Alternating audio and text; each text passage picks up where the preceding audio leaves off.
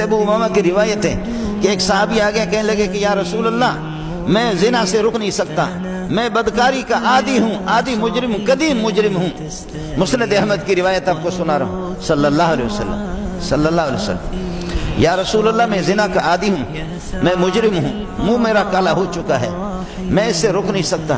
صحابہ نے کہا کہ شرم آنی چاہیے، غیرت مند کے سامنے تم یہ باتیں کرتے ہو، اس غیرت مند کے سامنے تم یہ باتیں کرتے ہو، تمہیں شرم آنی چاہیے۔ صحابہ نے ڈانٹنا شروع کر دیا۔ رسول پاک صلی اللہ علیہ وسلم نے فرمایا ڈانٹو نہیں، اس کو میرے قریب آنے دو، قریب واہ محمد واہ صلی اللہ علیہ وسلم۔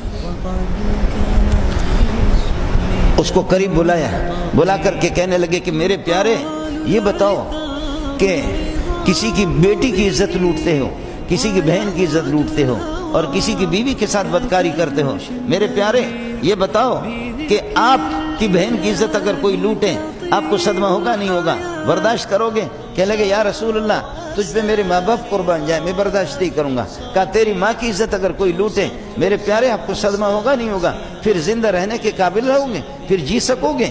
کہنے لگے کہ میرے ماں باپ تجھ پہ قربان، مجھے برداشت نہیں ہے۔ کہنے لگے کہ بیٹا جیسے آپ کو صدمہ ہوتا ہے تو اسی طرح جن کی بہنوں کی بیٹیوں کی بیویوں کی عزتیں آپ لوٹتے ہیں، اگر ان کو پتہ چلے تو وہ بھی کہیں گے کہ اللہ زمین شک ہو جائے، ہم اس زمین میں چلے جائیں، اور ان کو بھی تو صدمہ ہوگا۔ بیٹا دوسروں کو صدمہ نہ دیا کرو، حیا والے لوگ اس کو پسند نہیں کرتے۔ کہنے لگے کہ یا رسول اللہ میرے لیے دعا کرو، میں بہت مجرم ہوں، میں بہت مجرم ہوں۔ میرے نبی نے فرمایا اوپر آسمان کی طرف ہاتھ اٹھا کر کہنے لگے کہ اے اللہ اس کی نگاہوں میں بھی حیا پیدا کر دے، اس کی نگاہوں میں بھی حیا پیدا کر دے، اس کے دل و دماغ کے اندر بھی حیا پیدا کر دے، اور اے اللہ اس کو غیرت مند بنا دے۔ حضرت ابو امامہ کہتے ہیں خدا کی قسم اس بندے کو اس کے بعد ہم نے دیکھا کبھی کسی خاتون کو دیکھتا بھی نہیں تھا، ہمیشہ نظر نیچے ہوتی تھی۔